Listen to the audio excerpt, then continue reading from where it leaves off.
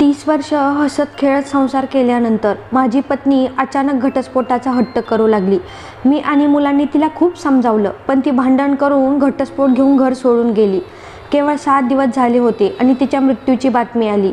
मी तिच्या अंत्यसंस्काराला गेलो तर सगळे लोक तिच्या महानतेची स्तुती करत होते. मला खूप आश्चर्य वाटलं की नवऱ्याला नाराज करून निघून गेलेल्या बाईचा इतका चांगला शेवट कसा काय होऊ शकतो. जेव्हा मी प्रेताजवळ गेलो तेव्हा माझे होशच उडाले. त्या दिवशी मी ऑफिसमधून थकून परत आलो तेव्हा मुलांचे चेहरे खूप उतरलेले होते.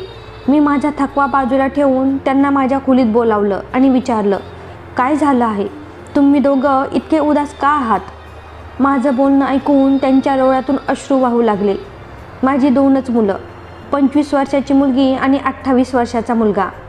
म्हणायला ते मोठे होते, पण आईच्या मृत्यूच्या बातमीनं ते कोलमडून गेले होते. ते मोठ्याने रडू लागले आणि म्हणाले, पप्पा, आई गेली. हे ऐकून मी जणू जमिनीवरच बसलो आणि शून्यात पाहू लागलो. 30 वर्षे तिच्यासोबत घालवले होते. तिच्या मृत्यूची बातमी ऐकून माझ्या अंगावर काटा नाही आला असं कसं होईल? मी माझे अश्रू पुसले. दोघांनाही मिठी मारली आणि म्हटलं, ती शेवटच्या काळात जे वागली ते मी कधीच विसरू शकत नाही. पण तिचा मृत्यू माझ्यासाठी खूप मोठा धक्का आहे. आपल्याला तिच्या अंत्यसंस्काराला नक्की जावं लागेल. माझं मन पूर्णपणे तुटून विखरलं होतं. मी मुलांसोबत अंत्यसंस्कारासाठी जाण्याची तयारी केली. मनात सतत हेच दुःख होतं की तिने माझ्यापासून दूर जाणं का पसंत केलं आणि मग या जगातूनच निघून गेली. अखेर अशी कोणती गोष्ट होती जी मला आजपर्यंत समजलं नाही. खरं तर तिला माझ्यापासून वेगळं होऊन फक्त 1 आठवडाच झाला होता आणि इतक्या कमी वेळात ती या जगातून निघून गेली. यामागचं खरं कारण अजूनही मला उमगलेलं नाही. मनातून खूपच तुटलेला असल्यामुळे मी कपडे बदलले आणि गाडीत बसलो. गाडी चालवत असताना वारंवार डोळे धुसर होत होते, जे मी जबरदस्तीने साफ करत राहिलो. माझं मन खूपच अस्वस्थ होतं. वारंवार त्या 7 दिवसापूर्वीच्या गोष्टी आठवायला लागल्या, जेव्हा तिने मला एक विचित्र विनंती केली होती. खूप भांडण झाल्यावर मी ती गोष्ट मान्य केली होती आणि आता जी बातमी मला मिळाली ती ऐकून माझ्या पायाखालची जमीनच सरकली की ती फक्त 1 आठवड्यात या जगातून निघून गेली. शेवटी असं काय झालं होतं की तिने माझ्यापासून दूर राहणं पसंत केलं? अशाच विचारात हरवलेला मी तिच्या माहेरी पोचलो. घरात पाऊल टाकताच लोक मोठ्याने रडू लागले आणि तिचं कौतुक करत बोलू लागले. मला आश्चर्य वाटलं की सर्वांना आमच्या भांडणाबद्दल माहीत असूनही कुणीही तिच्यावर टीका करत नव्हतं. उलट सगळे तिचं चांगलं वागणं आठवत होते. मी अंत्यविधीत सहभागी झालो आणि पाहिलं की प्रत्येकजण तिची स्तुती करत होता. मला आश्चर्य वाटत होतं की जेव्हा तिने माझ्यापासून घटस्फोट घेतला तेव्हा ही गोष्ट संपूर्ण कुटुंबात पसरली होती, पण आता तेच लोक तिची स्तुती करत थकत नव्हते. शेवटी यामागचं काय कारण होतं? ह्याच प्रश्नांची उत्तर शोधताना मी तिच्या प्रेताचं दर्शन घेण्याची इच्छा व्यक्त केली. जसं मी तिथं पोचलो, कुणीतरी मला आवाज देऊन थांबवलं आणि एक वस्तू माझ्या हातात दिली. ती वस्तू पाहताच मला सगळं कळून गेलं की शेवटी ती माझ्याशी असं का वागत होती. मी तिथंच बसून विस्फारलेल्या नजरेनं ती वस्तू पाहत राहिलो. विचार करू लागलो, हे काय झालं? मी माझ्या भूतकाळात हरवून गेलो. माझा भूतकाळ खूप वेदनादायक आणि कटू वास्तवाने भरलेला होता आणि ही कडवी सत्यता गेल्या 1 आठवड्यात माझ्या आयुष्यात आली होती, जिने माझं सगळं जग उद्ध्वस्त करून टाकलं. मी तिथंच बसून त्या सगळ्या आठवणींना आठवू लागलो. आता सत्य माझ्यासमोर होतं. मला समजलं होतं की आपल्या नवऱ्याला नाराज करणाऱ्या स्त्रीशीही लोक गुणगान का करत होते. जेव्हा मला सत्य समजलं तेव्हा माझं हृदय जोरजोरानं धडकू लागलं. मी तिथंच बसून डोकं गुडघ्यात लपवलं आणि अश्रूंनी भरलेल्या डोळ्यांनी त्या सगळ्या आठवणी आठवू लागलो, ज्यामध्ये एक सत्य लपलेलं होतं, पण ते माझ्या नजरेपासून लपलेलं राहिलं. माझं नाव श्रीकांत आहे. मी माझ्या आईवडिलांचा मोठा मुलगा आहे. माझ्यानंतर 3 बहिणी आणि एक लहान भाऊ आहे. जेव्हा मी 10 वर्षाचा होतो तेव्हा आई विधवा झाली. वडिलांचा चेहरा मला थोडाफार आठवतो, पण तो आठवणीतून जवळजवळ नाहीसा झाला आहे, कारण तेव्हा इतकी समज नव्हती. समज तेव्हा आली जेव्हा आईने मला सांगितलं की आता घराची सारी जबाबदारी तुझ्या खांद्यावर आहे. तेव्हा माझं वय फक्त 12 वर्ष होतं. मी माझं शिक्षण सोडलं आणि एका छोट्याशा किराणा दुकानात काम करू लागलो. सकाळी 9 वाजता जात असे आणि रात्री 12 वाजता परत यायचो.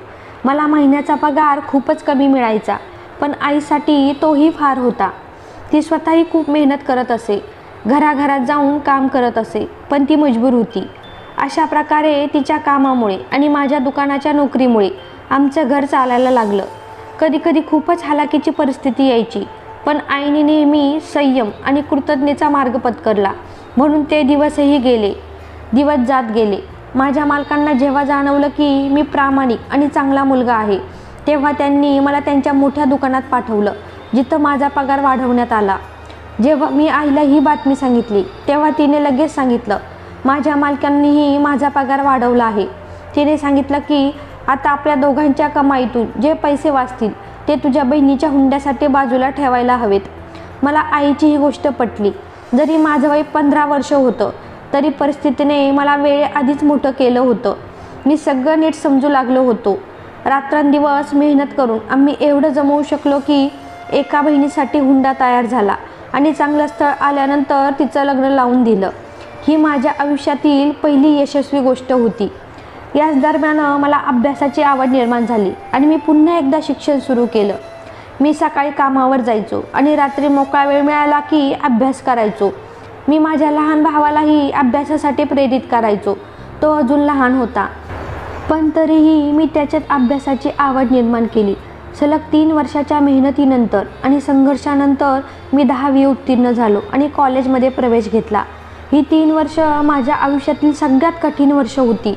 त्यानंतर मी आणखी मेहनत केली आणि चांगल्या गुणांनी पास झालो. त्यानंतर मला दुसऱ्या एका ऑफिसमध्ये नोकरी मिळाली, जिथे पगार आधीपेक्षा जास्त होता. मी पुन्हा मेहनत सुरू केली. याच काळात माझ्या दुसऱ्या बहिणीसाठी स्थळ आलं आणि मी इतका सक्षम झालो होतो की तिचं लग्न लावून देऊ शकलो आणि तिला तिच्या घरी पाठवू शकलो. अशा प्रकारे माझ्या दुसऱ्या बहिणीचंही लग्न झालं. त्याच्यानंतर एक दिवस आईने मला जवळ बोलावलं आणि म्हणाली, बाळा, तुझ्या वडिलांचं निधन झालं तेव्हापासून तू मेहनत करत आहेस. तू तुझ्या दोन्ही बहिणींचंही लग्न लावून दिलीस. आता मला तुझं लग्न लावून द्यावं असं वाटतं. आईचं हे बोलणं ऐकून मी तिचा हात धरला, डोळ्यांजवळ नेला आणि म्हणालो, आई, आधी मी माझ्या अजून एका बहिणीचं लग्न लावून देतो, त्यानंतर माझ्याबद्दल विचार करू. कोण जाणे पुढचा काळ कसा असेल. जर माझ्या बायकोमुळे माझं मन बदललं तर तू काय करशील? हे मी थोडं हसत खिदळत बोललो होतो. आई म्हणाली, मला माझ्या मुलावर पूर्ण विश्वास आहे, तो असं काही करणार नाही. मी तिचं बोलणं ऐकून फक्त हसलो. दिवस गेले. 3 वर्षानंतर माझ्या धाकट्या बहिणीचंही लग्न झालं. आता आई म्हणाली, आता तू तुझ्या तिन्ही जबाबदाऱ्यांमधून मोकळा झालेला आहेस. आता मी तुझ्यासाठी सून शोधणार आहे. त्यावेळेस माझं वय 27 वर्ष होतं. आईनं माझ्यासाठी मुलगी पाहायला सुरुवात केली आणि अशा प्रकारे जीविका माझ्या आयुष्यात आली. जीविकाच्या आगमनानं माझं आयुष्य पूर्णपणे बदलून गेलं. मला तिच्यावर खूप प्रेम होऊ लागलं. ती स्वतःही खूप प्रेमळ आणि दुसऱ्यांच्या मनात जागा निर्माण करणारी मुलगी होती. तिनं येताच घराची सगळी जबाबदारी हातात घेतली आणि आईला आराम मिळवून दिला. पूर्वी आई माझ्यासोबत काम करत होती, पण आता त्यांचं वय खूप झालं होतं, म्हणून त्यांनी विश्रांतीला प्राधान्य दिलं. या बाबतीत माझ्या पत्नीने मला पूर्ण साथ दिली. ती शिकलेली होती आणि प्रत्येक काम नीट हाताळायला तिला जमत होतं. मीही निर्धास्तपणे घर जीविकाकडे सोपवून कामावर निघून जात होतो. आता आई विश्रांती घेत होती आणि माझा एक लहान भाऊ होता, जो त्यावेळेस शिक्षण घेत होता. त्याच्या शिक्षणाचा खर्च मी उचलत होतो. जीविका खरंच संयम आणि सहनशीलतेचं मूर्तिमंत उदाहरण होती. तिच्या येण्यामुळे माझं आयुष्य पूर्ण बदलून गेलं होतं.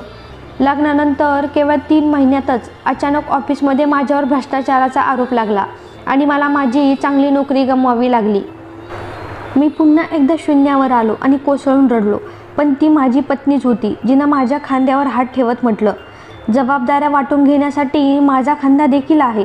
मला शिवणकाम चांगलं जमतं. आपण दोघं मिळून घर चालूया. आईला तर मी आधीच आराम दिला होता, त्यामुळे त्यांच्याकडून मदत मागणं योग्य वाटलं नाही. भाऊही लहान होता आणि अभ्यासात मग्न होता. अशा परिस्थितीत जीविकानं मला धीर दिला आणि माझं मनोबल वाढवलं. ती सकाळी लवकर उठायची, घरकाम आटपायची आणि दुपारी शिवणकाम करायची. मला एक दुसरी नोकरी मिळाली खरी, पण तिचा पगार पहिल्या नोकरीपेक्षा खूपच कमी होता.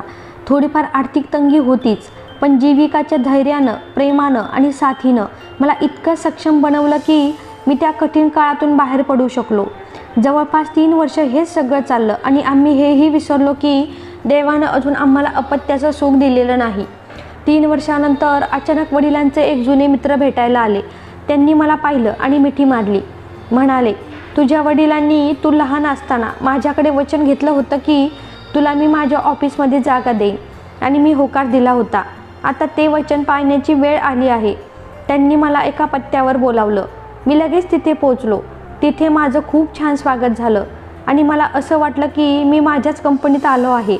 वडिलांचे मित्र समीर काका यांनी मला त्यांच्या कंपनीत मॅनेजर पदावर ठेवले आणि सगळं काम समजावून दिलं.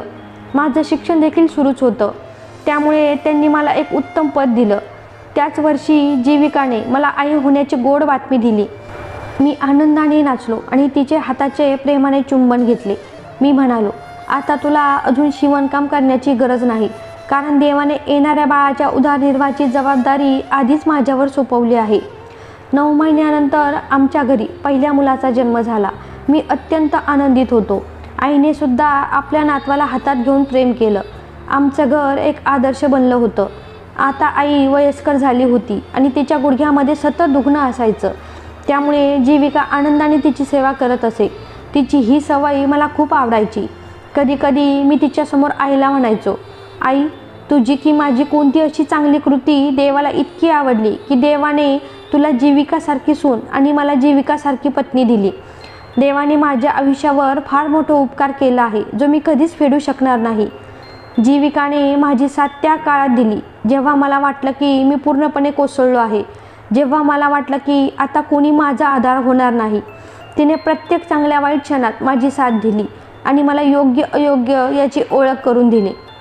माझ्या मुलांचं संगोपनसुद्धा आदर्शवत होतं.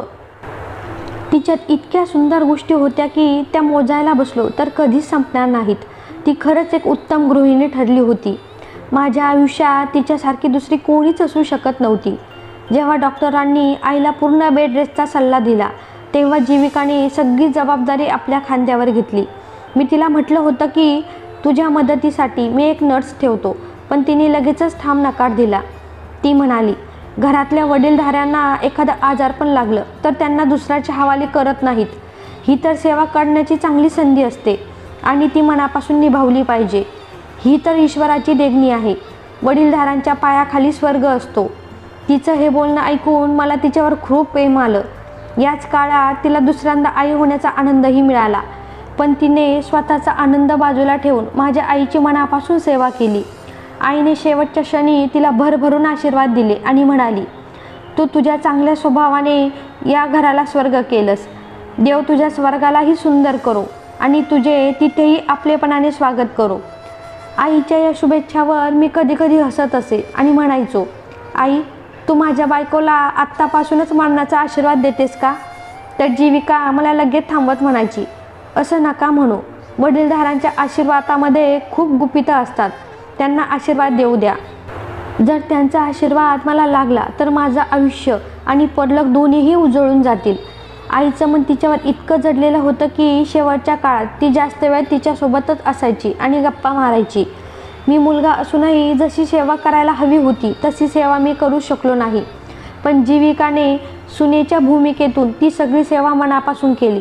आणि जेव्हा आईचं निधन झालं तेव्हा सर्वात जास्त रडणारी तीच होती आणि सर्वात जास्त धक्का तिलाच बसला होता, कारण आईची तिला सवय झाली होती. माझी आईसोबत राहण्याची आणि तिच्याशी बोलण्याची मला सवय होती, पण तिचं अचानक या जगातून निघून जाणं माझ्यासाठी खूप मोठा धक्का होता. घरभर शांतता आणि सन्नाटा पसरला होता. माझी बायकोही बऱ्यापैकी गप्प आणि गंभीर राहू लागली होती. मी तिला धीर दिला आणि समजावलं की सगळं पुन्हा ठीक होईल. आईच्या मृत्यूचा तिच्यावरही खोल परिणाम झाला होता. याच दरम्यान आमच्या घरात दुसऱ्या मुलाचा जन्म झाला. आमची मुलगी. तिच्या आगमनामुळे तिचं लक्ष दुसरीकडे वळलं आणि मी त्याबद्दल देवाचे आभार मानले. नाहीतर ती सतत गुमसुम राहायची. तिला असं शांत बघून मलाही आतून अपराधी वाटायचं. मुलीच्या येण्याने तिचं आयुष्य अधिक व्यस्त झालं आणि ती पूर्णपणे मुलांच्या संगोपनात गुंतली. दिवस जात गेले. आमची मुलं मोठी झाली आणि माझं करिअरही उत्तम चालू होतं. मी चांगल्या पदावर पोहोचलो. पगारही छान मिळायला लागला होता. मुलांना चांगल्या शाळांमध्ये शिकवलं. जीविकाने प्रत्येक जबाबदारी स्वतः सांभाळली आणि ती माझ्यासाठी एक उत्तम पत्नी ठरली. पण काही काळापासून मी पाहत होतो की लग्नाच्या 30 वर्षानंतर ती अचानक खूप शांत राहायला लागली होती. आमच्या लग्नाच्या 30व्या वाढदिवसाच्या काही काळानंतर ती वारंवार कुठेतरी हरवलेली वाटायची आणि तिच्या डोळ्यात अश्रू तरळताना दिसायचे. मुलंही याबद्दल माझ्याशी बोलले. एक दिवस मी तिच्या खोलीत गेलो आणि खूप प्रेमाने आणि मायेने विचारलं, जीविका, काय झालंय? आपलं आयुष्य एकमेकांशी अतूट जोडलेलं आहेत. माझं तुझ्याशिवाय राहणं आणि तुझं माझ्याशिवाय राहणं अशक्य आहे. मग असं अचानक तू इतकी उदास आणि गप्प गप्प का राहायला लागलीस? तुला माहीत आहे की घरातल्या प्रत्येकाला तुझी किती सवय आहे. तुझ्याशिवाय राहण्याची तर कोणी कल्पनाही करू शकत नाही. आता तूच सांग, अशा प्रकारे तुझ्या शांततेने काय होणार आहे? याचा परिणाम सगळ्या घरावर होईल, विशेषतः आपल्या मुलांवर. माझं बोलणं ऐकून काही क्षण ती फक्त माझ्याकडे पाहत राहिली. मग डोकं हलवत हसली आणि म्हणाली, काही नाही, फक्त हेच विचार करत होते की मी जर या घरात नसेन तर घर कसं चालेल. तिचं हे बोलणं ऐकून मी थक्क झालो आणि कुठेतरी मला धक्का बसला की ती असं का बोलते आहे. तिने फक्त एवढंच म्हटलं, वेळ आली की सगळं समजेल. माझ्या लक्षात आलं की मी आयुष्यातली सगळी जबाबदारी तिच्यावर टाकली आहे. म्हणूनच मी मुलांची परवानगी घेऊन तिला उत्तरेकडील भागात फिरायला घेऊन जाण्याचा बेत आखला. पण जसं तिनं माझा बेत ऐकला, ती चिडली, म्हणाली, माझी परवानगी न घेता तुम्ही हा निर्णय कसा घेऊ शकता? मी तुमच्यासोबत कुठेही जाणार नाही. त्याचबरोबर तिनं माझ्याकडे अशी एक मागणी केली, जे ऐकून केवळ मीच नव्हे तर आमची मुलंही अचंबित झाली. आम्ही सगळे तिच्याकडे ओठांवर काही शब्द नसलेल्या नजरेने पाहत होतो. ती आम्हाला पाहून रडू लागली, कारण तिची मागणी काहीशी तशी होती. मी तिच्या चेहऱ्याकडे पाहत आश्चर्यचकित झालो. मी विचारलं, तू जे बोलते आहेस ते खरंच आहे का? तिनं पुन्हा ते शब्द सांगितले. म्हणाली, लग्नाला 30 वर्ष झाली. मी खूप त्याग केला. आता मला माझं स्वतंत्र आयुष्य जगायचं आहे. मी तुम्हाला आयुष्यातली प्रत्येक आनंदाची गोष्ट दिली, प्रत्येक प्रसंगी तुमची साथ दिली. आता माझी एक शेवटची इच्छा आहे. खरं तर हे समजा की तुमच्यासोबत घालवलेल्या वेळेचं एक शेवटचं गिफ्ट आहे, जे मी तुमच्याकडून मागते आहे. मी तुमच्यापासून घटस्फोट घेऊ इच्छिते. हे ऐकून मी तिथेच स्तब्ध झालो आणि बसलो. कठोर आवाजात मी तिच्याकडे पाहिलं आणि म्हणालो, जीविका, तुला शुद्ध आहे का? तू हे काय बोलत आहेस? तिने तिचे अश्रू पुसले आणि म्हणाली, मला पूर्ण शुद्ध आहे. मी आता तुमच्याजवळ राहून माझं आयुष्य अजून बरबाद करू शकत नाही. आयुष्यातल्या आनंदावर माझा काही हक्क नाही का? माझं पूर्ण आयुष्य मी आधी तुमच्यासाठी, मग तुमच्या आईसाठी आणि नंतर मुलांसाठी वाहून टाकलं. माझं स्वतःचं काही अस्तित्व उरलंच नाही. आता मला माझ्यासाठी जगायचं आहे आणि त्यासाठी गरज आहे की मी तुमच्यापासून वेगळी होऊन जगावं. मी पुढे जाऊन तिला मिठी मारायचा प्रयत्न केला आणि म्हणालो, तुझी तब्येत ठीक नाही, मी तुला औषध घेऊन देतो. जर तू डिप्रेशनमध्ये असेल तर मी पूर्णपणे तुझी मदत करीन. पण स्वतःला माझ्यापासून असं दूर करू नकोस. मुले मोठी झाली आहेत, पण त्यांना आईवडिलांची गरज नेहमीच असते. तू असं कसं विचार करू शकतेस? तिनं स्वतःला माझ्यापासून दूर केलं आणि म्हणाली, जेव्हा मी माझं पूर्ण आयुष्य तुमच्यासाठी झिजवलं तेव्हा सर्व काही ठीक होतं. पण आता मी माझ्यासाठी काही मागते आहे तर तुम्हाला ते वाईट वाटतं. माझ्या त्यागाचं हेच फळ मिळालं का? 3 दिवस ती पुन्हा पुन्हा माझ्याकडे तीच मागणी करत होती आणि त्या 3 दिवसात मी जणू काही विस्तवावर चालत होतो. मला समजत नव्हतं की ती असं का म्हणत आहे. जेव्हा मी तिला कारण विचारायचो, ती म्हणायची, हे गुपित माझं आणि देवाचं आहे. मला इथे राहायचंच नाही. तर मग तुम्ही मला का जबरदस्तीने थांबवत आहात? मी तिला जगाची भीती दाखवली. समाज काय म्हणेल याचे दाखले दिले. मी म्हणालो, विचार कर, लोक काय म्हणतील. लग्नाला 30 वर्ष झालीत आणि आता घटस्फोट. लोक तुझ्या चारित्र्यावर बोट ठेवतील. तुला माझ्याबद्दल काही तक्रार असेल तर मला सांग, मी ती दूर करीन. पण अशा प्रकारे मला सोडून जाऊ नकोस. तिचं हे बोलणं ऐकून माझं डोकं सुन्न झालं. जर मी त्यावेळी नीट लक्ष दिलं असतं तर लक्षात आलं असतं की ती पूर्वीपेक्षा अधिकच कमकुवत झाली आहे. तिच्या डोळ्यांखाली काळी वर्तुळं होती. ती सतत डोक्यावर ओढणी घेत असे आणि का कुणास ठाऊक दिवसागणी क्रूश होत चालली होती. जर मी तिच्या शब्दांपेक्षा तिच्या परिस्थितीकडे लक्ष दिलं असतं तर कदाचित काहीतरी समजलं असतं. माझ्या मुलांनीही याकडे माझं लक्ष वेधलं होतं, पण मी तर फक्त तिला थांबवण्याचा प्रयत्न करत राहिलो. मी तिचं मन वळवण्यासाठी शक्य ते सगळं केलं, इथपर्यंत की मी तिच्या पायावरही पडलो. पण तिनं मला हे म्हणत दूर केलं, हे माझं जीवन आहे आणि याचा निर्णय मीच घेईन. आता मी कुणाच्याही भावनिक ब्लॅकमेलला बळी पडणार नाही. मी फक्त तेच करेन जे माझ्या मनाला योग्य वाटतं. तुमच्याकडे फक्त 2 तास आहेत. या 2 तासात तुम्ही मला घटस्फोट दिला नाही तर मी कोर्टातून परवानगी घेईन. तिचं हे ऐकून मला असं वाटलं की कुणी माझं प्राणच हिरावून घेतलं. मी तिला ताबडतोब घटस्फोट दिला. ती शांतपणे आपलं सामान बांधून निघून गेली. मी फक्त तिला जाताना पाहत राहिलो आणि काहीच करू शकलो नाही.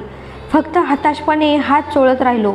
मुलं माझ्याशी बिलगून रडायला लागली आणि म्हणाली, बाबा तुम्ही हे काय केलं? आईला स्वतःपासून वेगळं का केलं? तुम्हाला असं करायला नको होतं.